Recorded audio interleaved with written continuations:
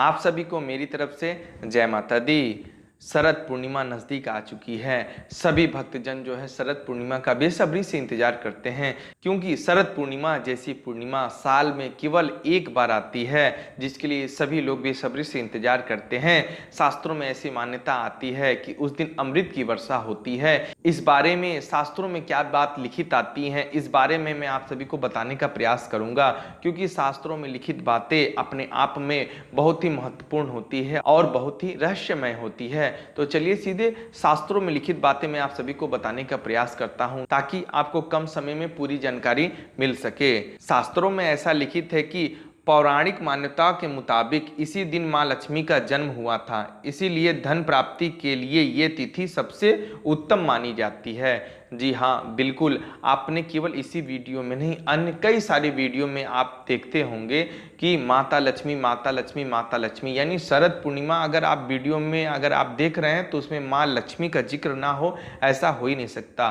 तो शास्त्रों के अनुसार ऐसी मान्यता दी गई है कि माता लक्ष्मी का जन्म शरद पूर्णिमा के दिन हुआ था। इसी के लिए शरद पूर्णिमा अपने आप में बहुत ही विशेष है, बहुत ही महत्वपूर्ण है और बहुत ही ऊर्जावान है, क्योंकि शरद पूर्णिमा में माता लक्ष्मी और भगवान विष्णु गरुड़ वाहन पर सवार होकर पृथ्वी का भ्रमण करते हैं और अपने भक्तों को असीम आशीर्वाद प्रदान करते हैं, जिससे उनके सारे कष्ट बाधा इत्यादि सभी दूर हो जाते हैं। और चलते हैं शास्त्रों में क्या बातें लिखित आई हैं। शरद पूर्णिमा काफी महत्वपूर्ण तिथि है। इसी तिथि में शरद ऋतु का आरंभ होता है, यानी शरद पूर्णिमा के दिन ही ठंड का एहसास होना पूरी तरीके से शुरू हो जाता है, यानी हल्का हल्का शीतें भी गिरने लगती है। शीत जो ठंडी में शीत कोहरा जैसे नहीं होने लगता है, उसी प्रकार शीत गिरने लगती है, यानी ठंडी का आभास पूरी तरीके से होने लगता है। इस दिन चंद्रमा संपूर्ण और 16 कलाओं से युक्त होता है। इस दिन भगवान श्री कृष्ण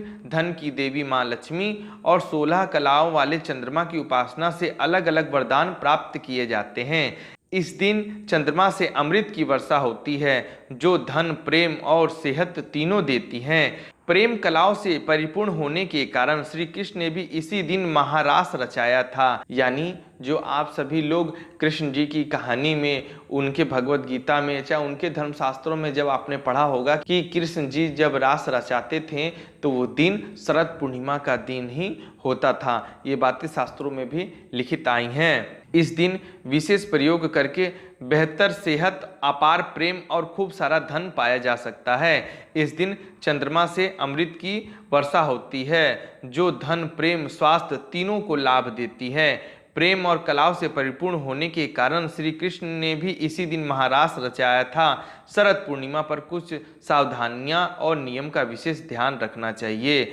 जी बिल्कुल, ये नहीं कि केवल पूर्णिमा है तो आप पूरी तरीके से आज़ाद हो चुके हैं, सब चीज़ अपने हिसाब से कर सकते हैं, ऐसा बात भी नहीं है। आपको कई सारे नियम का पालन भी करना चाहिए, जिससे सबसे महत्वपूर्ण नियम ये है कि तामसी भोजन से आपको उस दिन बिल्कुल दूर रहना है। जी हाँ, तामसी भोजन से मेरा तात्पर्य ये है कि शाकाहारी भोजन करना है।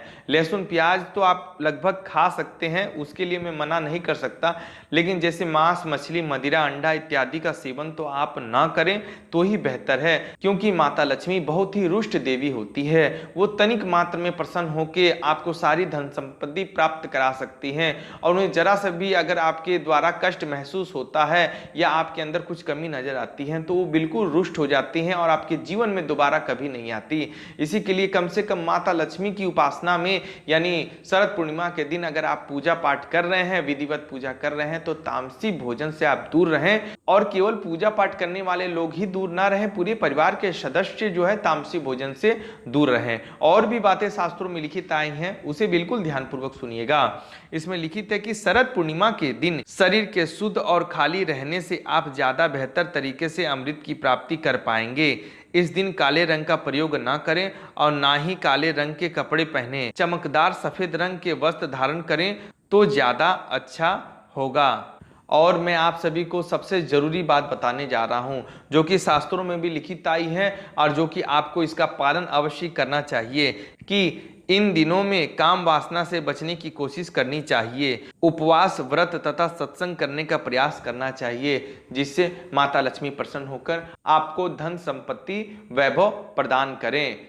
जी हाँ, बिल्कुल सत्य बात है। आपको उस दिन काम वासना से बचना चाहिए, यानी अगर पति पत्नी हो तो अपने बीच में शारीरिक संबंध ना बनाएं, ब्रह्मचर्य का पालन करें। और कोई अगर लड़का है या लड़की है, यानी नर और नारी कोई भी हो, तो वो जो है संबंध बनाने से दूर रहे, यानी काम वासना से दूर रहे। कम से कम पूर्णिमा के दिन तो दूर आपको अवश्य ही रहना चाहिए, क्योंकि माता लक्ष्मी की आप उपासना कर रहे हैं तो आपका ध्यान बिल्कुल उनकी साधना में, उनकी आराधना में, उनकी मंत्र जप में और साथ ही उनके मंत्र जप में होना चाहिए, ताकि आपको माता लक्ष्मी की असीम अनुकंपा प्राप्त हो सके।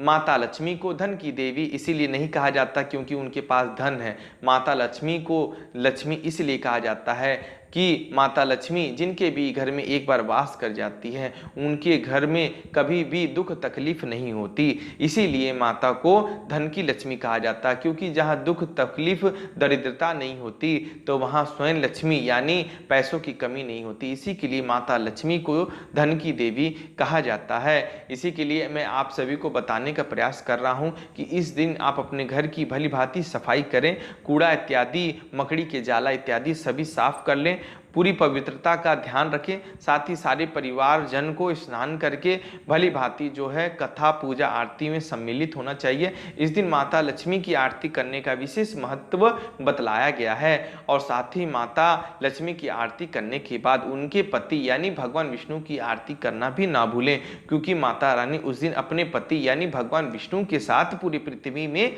भ्रमण करती हैं। तो आप सभी लोग से निवेदन यह है कि माता लक्ष्मी के साथ भगवान विष्णु का भी ध्यान आप अवश्य करें, ताकि माता लक्ष्मी और भगवान विष्णु दोनों का ही आशीर्वाद आपको प्राप्त हो सके। अगर मेरे द्वारा दी गई जानकारी पसंद आई हो तो चैनल को सब्सक्राइब जरूर करिएगा। धन्यवाद। जय माता दी।